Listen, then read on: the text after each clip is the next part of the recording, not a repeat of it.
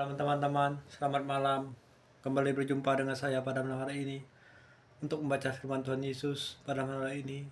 Saya kembali akan membaca Injil Markus pasal 15 ayat 1 sampai 47. Mari kita dengarkan. Perikop Yesus di hadapan Pilatus. Pagi-pagi benar, 5 imam kepala bersama tua-tua dan ahli-ahli Taurat dan seluruh mahkamah agama sudah bulat mupakatnya. Mereka membelenggu Yesus lalu membawanya dan menyerahkannya kepada Pilatus. Pilatus bertanya kepadanya, "Engkaukah raja orang Yahudi?" Jawab Yesus, "Engkau sendiri mengatakannya." Lalu imam-imam kepala mengajukan banyak tuduhan terhadap dia.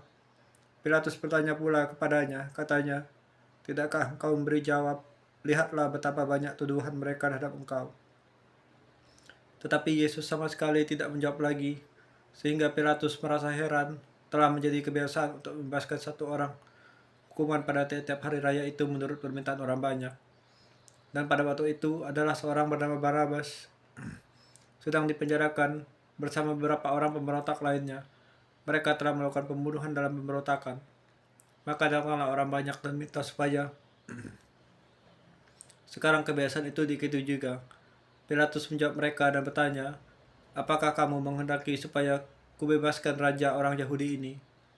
Ia memang mengetahui bahwa imam-imam kepala telah menyerahkan Yesus karena dengki. Tetapi imam-imam kepala menghasut orang banyak untuk meminta supaya Barabaslah yang dibebaskan bagi mereka. Pilatus sekali lagi menjawab dan bertanya kepada mereka,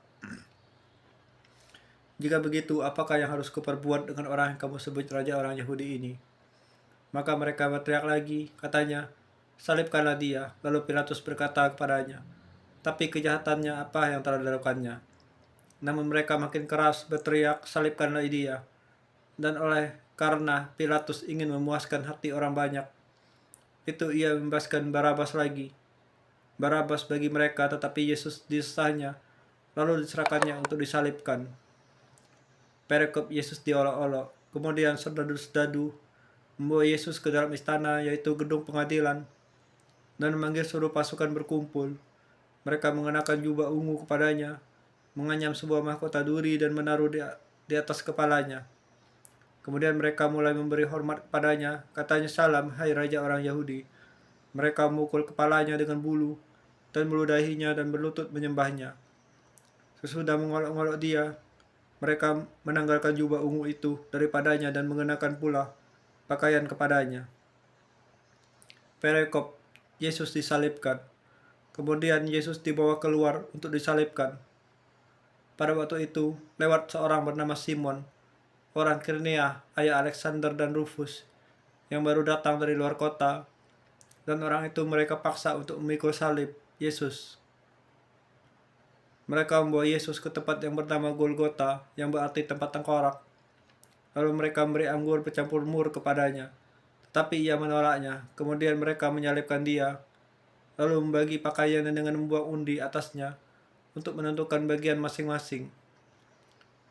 Hari jam 9 ketika ia disalibkan, dan alasan mengapa ia dihukum disebut pada tulisan yang terpasang di situ raja orang Yahudi. Bersama dengan dia disalibkan dua orang penyamun, seorang di sebelah kanan dan seorang di sebelah kirinya. Demikianlah genaplah nas Alkitab yang berbunyi, "Ia akan terhitung di antara orang-orang durhaka." Orang yang lewat di sana menghujat dia, dan sambil menggelengkan kepala mereka berkata, "Hai engkau yang mau merubuhkan bait suci dan mau membangunnya kembali dalam 3 hari, turunlah dari salib itu dan selamatkanlah dirimu." Demikian juga imam-imam kepala bersama ahli Taurat mengolok-olok dia, dan di antara mereka sendiri, dan mereka berkata, "Orang lain ia selamatkan, tetapi dirinya sendiri ia tidak selamatkan. Baiklah Mesias, Raja Israel itu, turun dari salib itu supaya kita lihat dan percaya." Bahkan kedua orang disalibkan bersama-sama dengan mereka dan mencela dia juga. Perikop Yesus mati. Pada jam 12, kegelapan meliputi seluruh daerah itu dan berlangsung sampai jam 3.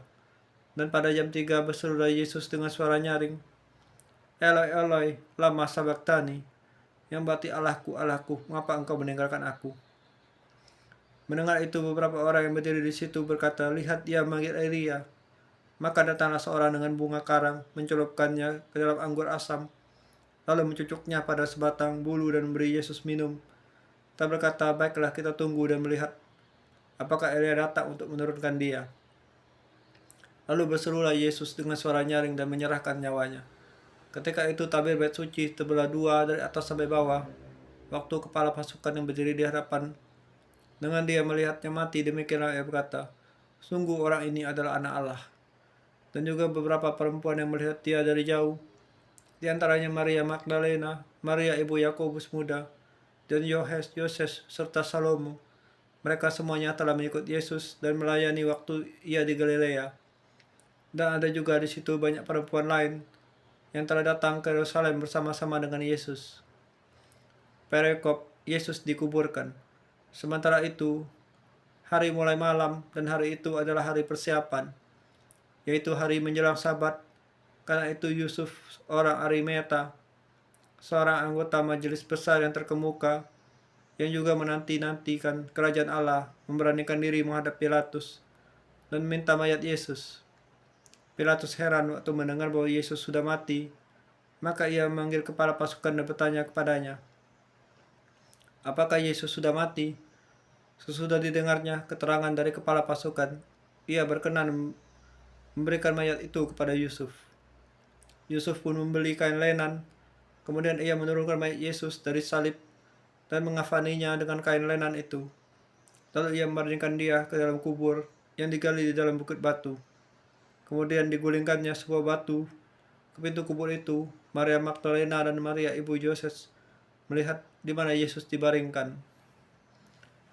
Ya Allah, Tuhan Yesus yang di surga, Aba, terima kasih kami bisa membaca firman-Mu.